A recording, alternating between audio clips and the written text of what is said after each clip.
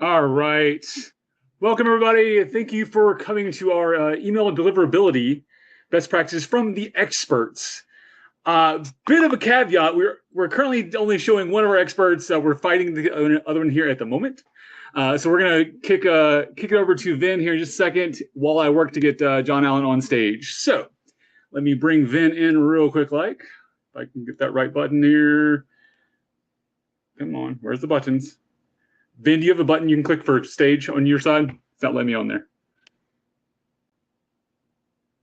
Nope, you got that one. Hold on. All right, let me.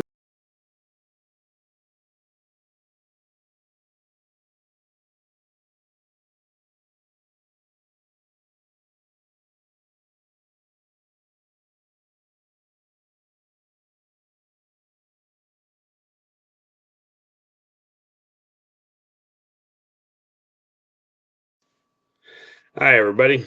We're learning as we go with our presentation software here. Apologize for the wait.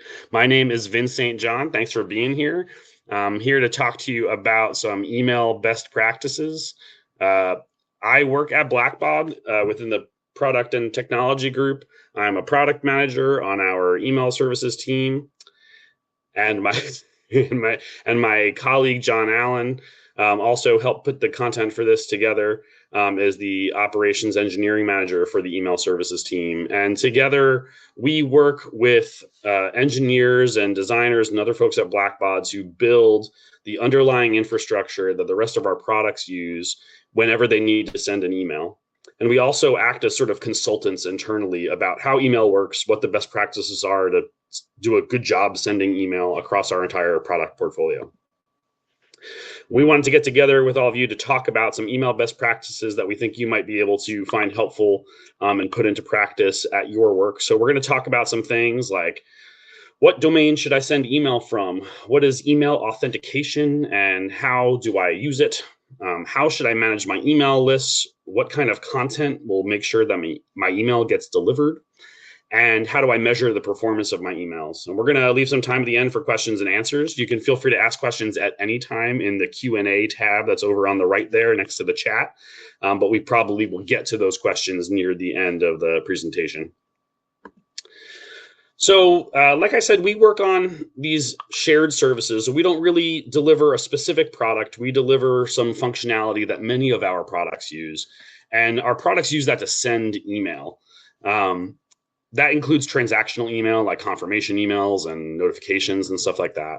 And it also includes general purpose email, marketing email that our customers send through our solutions. And when we were thinking about BB Dev Days, we thought there's a lot of folks here who might have some overlap with the work that we do. So you might be a developer with a solution on the Blackbaud marketplace or with an integration with Blackbaud APIs that you're using to build software that sends email at some time. And if so, then you're a lot like me and John and our team. You might benefit from learning some of the same stuff that we've learned, having a dedicated team to email services here. Likewise, you might use our products to do email marketing, to send out your campaigns. And if you do, you might learn some best practices and tips from this that you can use, whether it's with our products or really any email service provider. And if you work in IT at your organization, you may be supporting folks who do all of those functions. You might manage the mail server, you might manage DNS for your organization's domain, or you might be talking to customers who do those things. And so we kind of want to transfer everything we've learned from supporting all of these types of personas through our services and maybe help you do the same. And my colleague, John Allen, is here from the email services team, who is going to talk to us about email domains and email authentication to kick it off. So go ahead, John.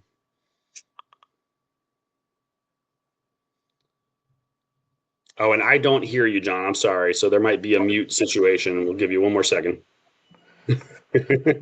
Still having some technical difficulties. Okay, how about now? Yes, we can hear you now. Thank you.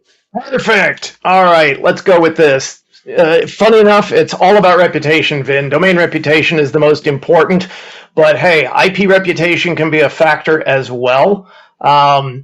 Every action you take on an email in your inbox, and take this to heart when you're working in your own personal inbox, every action you take including no action at all, is going towards building or damaging the reputation of that sending domain that was used to send that message to you. The days of sending email to every address on your email list with zero repercussions are long gone. The industry is recommending the use of subdomains. And why are they recommending this? They're recommending this to protect the reputation of the root domain. Okay, it's also allowing you to isolate chapters or other divisions from each other in the event, let's say you have a rogue chapter that doesn't like to follow best practices. It isolates them away and doesn't bring down the reputation of your whole campaign that way. Let's see, warning. Yep. Okay. Whenever you send from a new ESP, any ESP, not just Blackbaud, any email service provider out there, you must warm or introduce your domain, even if it's a pre-existing domain you've been sending to for 1,000 years. You must introduce that to the mailbox providers from the new IPs you'll be sending from. Even if your domain is established, even if the sending IPs are established. Think of it this way, they need to be introduced as a couple to the mailbox providers. If you don't properly warm, you're mimicking the behavior of a spammer, and your mail's going to get treated as such. All right, Vin, next slide. Perfect. Configure your email authentication. Okay, 3 key elements here. It's SPF, which is the oldest, DKIM, which came along just a few years ago, and now DMARC. Time was the industry recommended full authentication as a best practice. Those of us in the industry kind of knew, however, it was only a matter of time before it became mandatory. And lo and behold, October of 2023, Yahoo, our friends over at Yahoo and Google, announced new rules for reaching the inbox. Microsoft has now followed here in early 2025. What are these things? SPF, it's not sunblock. I mean, it is sunblock, but not in this case. This is what identifies the sending IPs as being those that your message is coming from. Okay, if the sending IP rather is in your SPF record, you're telling the mailbox provider this IP is allowed to send mail on our behalf. A recent topic for SPF that we've been seeing a lot of, do I need to set SPF to soft fail or hard fail? We recommend soft fail. Now, immediately your security people are going to say, whoa, hard fail is the only way to go. Maybe once upon a time, but not anymore, not with how DMARC plays. Okay, we recommend soft fail due to how the email RFC is written, and how hard fail, if the SPF checks are done before the DMARC operations kick in, the hard fail will end up causing your mail to get rejected. So we recommend soft fail. And when you get pushback from your IT cybersecurity guys, send them to us. We'll have a conversation. DKIM, this signs digitally portions of the email message to help prevent spoofing. Since literally anyone can send an email as anyone, I can send an email as president@whitehouse.gov. I just have to enter that data into my outbound SMTP traffic and off it goes. How do you know it's not really from the president, though? DKIM, okay? The DKIM will be in place. It will authenticate that message and prove that it did actually come from whitehouse.gov. DMARC's the latest kid on the block here, and it came along because what's missing from SPF and DKIM was a means of reporting. Okay, SPF and DKIM do their work, but they never let you know if anything is failing. DMARC provides that by way of the RUA and RUF tags within the record.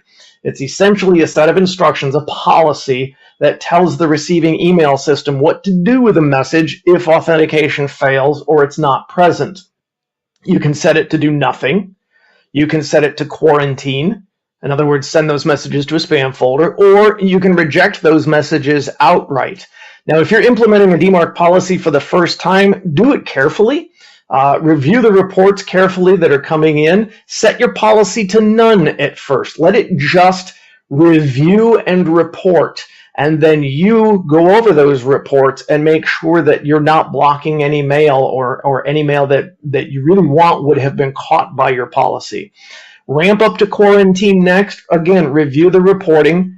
And then finally, when you're satisfied that you're getting the mail you want and that the policy would reject mail you don't want, set it to reject. Next slide, Vin. Now, if you're the guy or girl responsible for sending mail through Blackbaud products, absolutely make sure you've configured your authentication correctly. Our email resource center is a great starting point, and you can contact support for their guidance if you have any questions. Ensure your emails are configured properly, meaning is the information in the from and reply to correct and accurate? And pro tip here, you are not Gmail, you are not Yahoo. You cannot do from Gmail, from Yahoo. That mail is just simply not going to be accepted by Gmail any longer or Yahoo any longer. You need to be configured to send through your own domain. If you're responsible for sending mail through any product on behalf of your organization, the same previous points apply here too. These aren't Blackbaud rules. They aren't Blackbaud practices. They are the industries. And more specifically, they're the mailbox providers as they drive and control what ESPs and senders have to adhere to. Vin, tell us about maybe some list management. Thanks, John. Yeah. So if you are responsible for sending email and managing email campaigns, your main next step from what we just talked about is to go follow up with whoever manages DNS for your organization's domains and ask them, are we doing this already? And then you should go check your campaigns and make sure that your campaigns are only configured to send from domains that you've actually set up email authentication for. Like John said, that you're not sending from Gmail or from another address that's not your own domain. But now here are a couple more steps you can take that are less technical and more have to do with best practices when you're writing and sending your emails. A couple of things that we want to impress upon everyone here that are not intuitive, and so everyone needs a reminder once in a while. And that includes me. In a previous role, I was in charge of digital marketing, and I was in charge of sending out email newsletters and sending out marketing email. And I know the instinct to try to include everyone I possibly can to get the widest reach I can. But the truth is, because the most important thing is making sure your emails get delivered and read and engaged with, small lists are often better than big lists.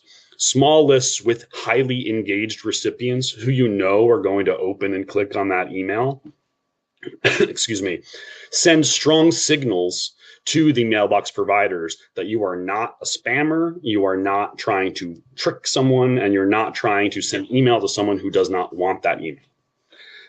When you don't send to a small list, when you send to a large list, that often means sending to folks who maybe haven't received an email from you before, and it might even be a long time since they first got on your email list, or they might not be aware how they got on that email list. And if any of those things are the case, it is very unlikely that they're going to say, what is this email? I don't want this, and try to get off of your email list, which brings us to the next point. When someone wants to get off of your email list, unsubscribes are good. You want unsubscribes. We don't need to mourn and unsubscribe. What we want is to avoid someone marking us as spam. Every time someone wants to get off of your email list, they basically have two choices. They can unsubscribe from your email list, which is what you want, or they can mark you as spam, which is kind of a way of going around you and going to their mailbox provider and saying, please make sure that I never get email from this person again. And when that happens, your email is not going to reach them, and your email is not going to reach others as well, because it's harming your domain reputation and your IP reputation, the two things that John talked about earlier. So you want to make it nice and easy for them to unsubscribe from you so that they come off your list, instead of reporting you as spam so that they stop getting your emails and others stop getting your emails. And so here's a couple of tips for how to make sure that we get this right. Make it easy to unsubscribe from your list. So of course, I'm sure we all know if we're sending a general purpose email, something that's not transactional, something like a marketing email, an appeal, something to drive engagement, or because you're asking them to take some action like, make a donation or anything like that. You've got to include that unsubscribe. The regulatory requirements here are different in different regions, but as a minimum here in the United States, you are required to give them a way to unsubscribe from your list completely. It is often a best practice to go above and beyond that and offer more granular options, and it has become actually commonplace to put that unsubscribe in an even more prominent place at the top of the list so that they don't give up on looking for it and go click that easier to find report as spam button.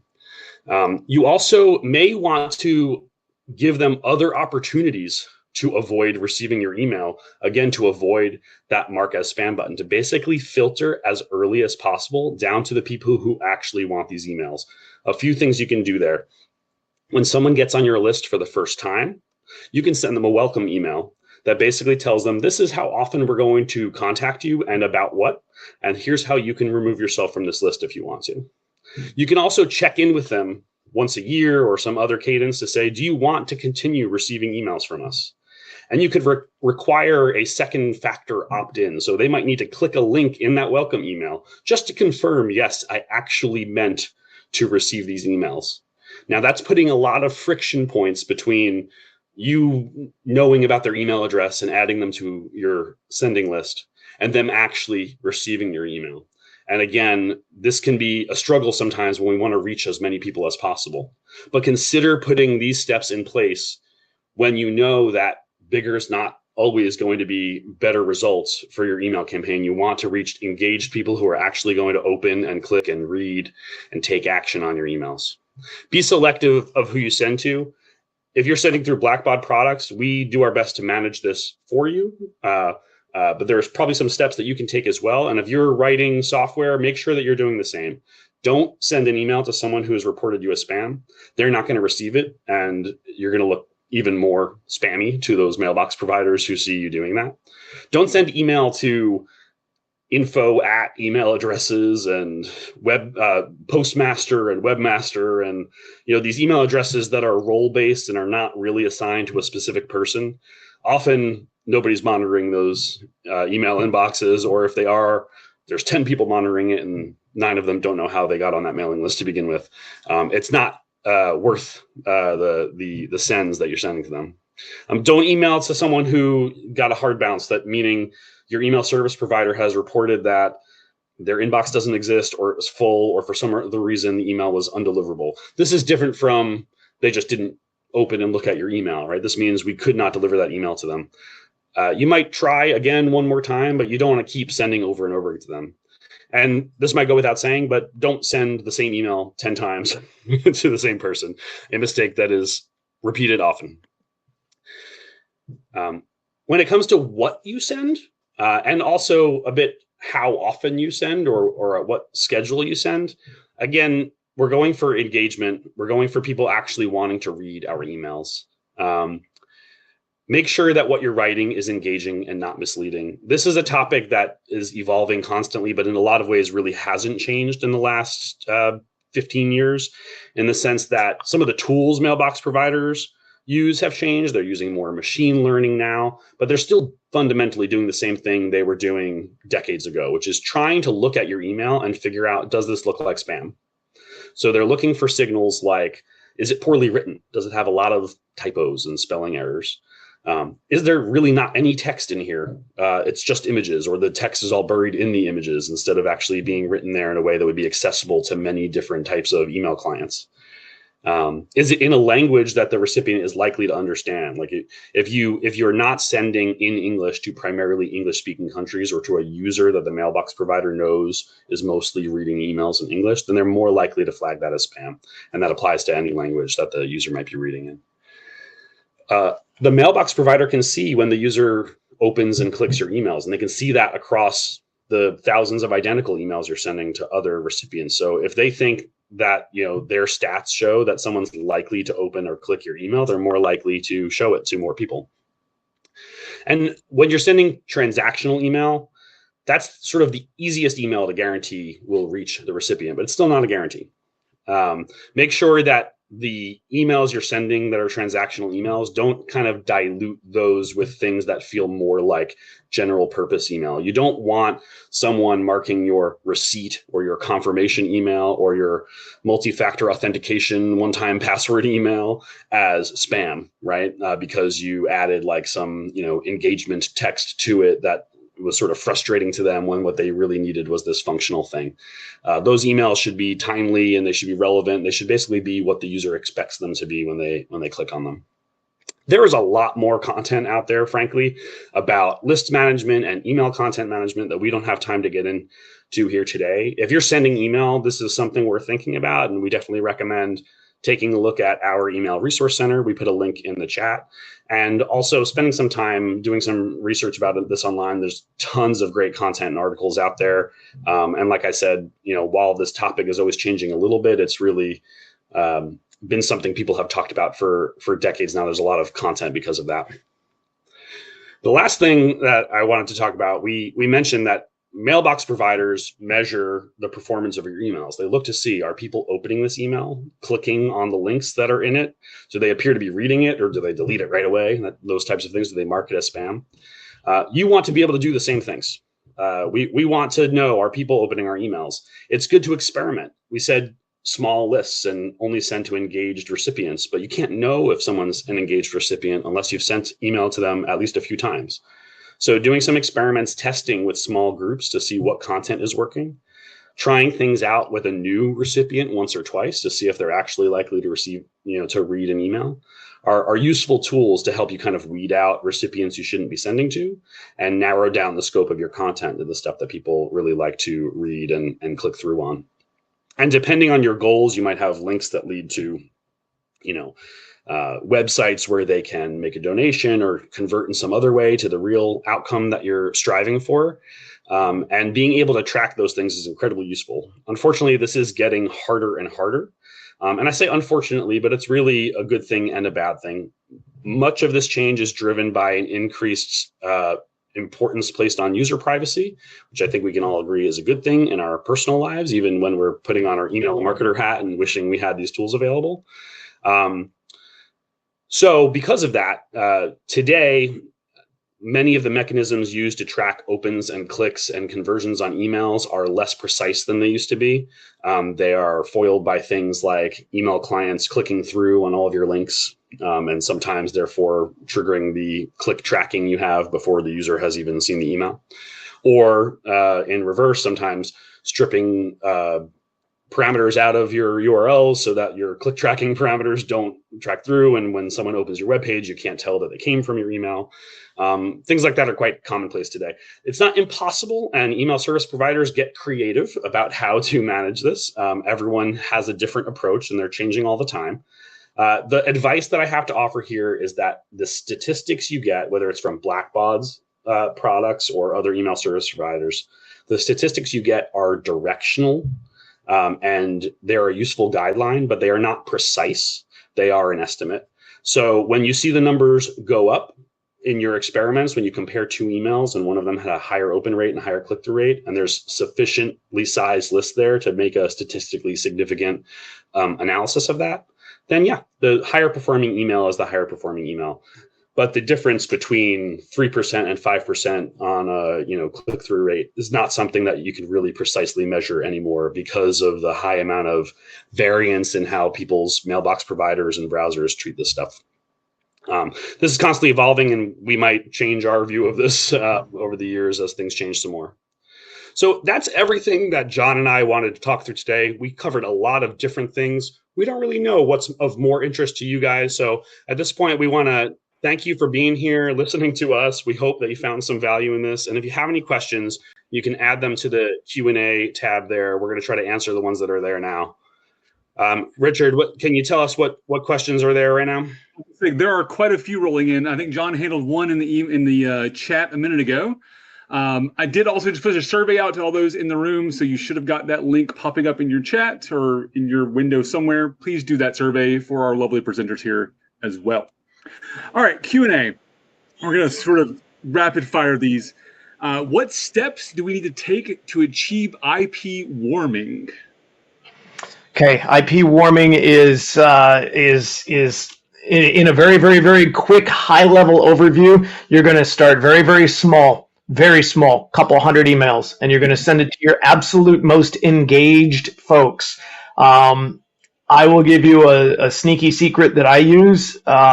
Get your organization to compile some email addresses for you, their personal email addresses, with the understanding that they provide this to you and they have the responsibility of actioning the email when it comes into them, and tell them when you're going to send it and what the subject is and so on.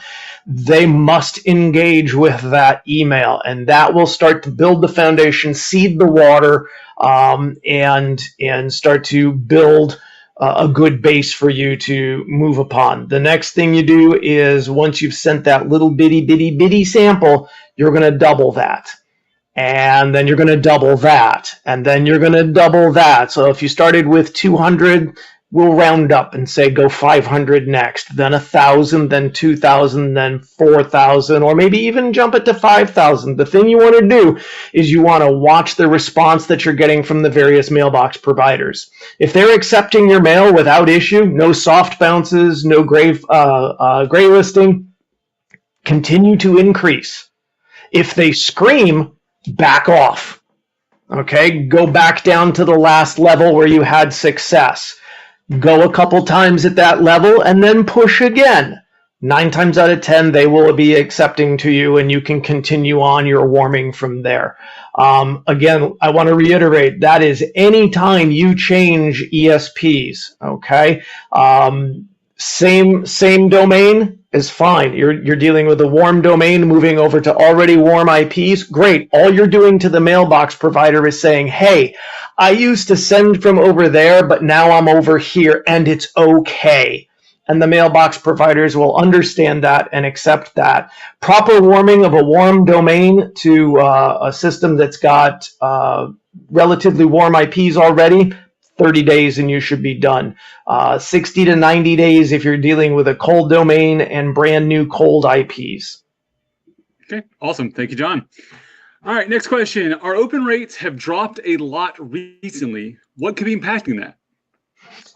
There's been a lot of changes going on in the email industry around authentication and such. I'm going to make a bold assumption that you've already gone through and done your SPF, DKIM, and DMARC.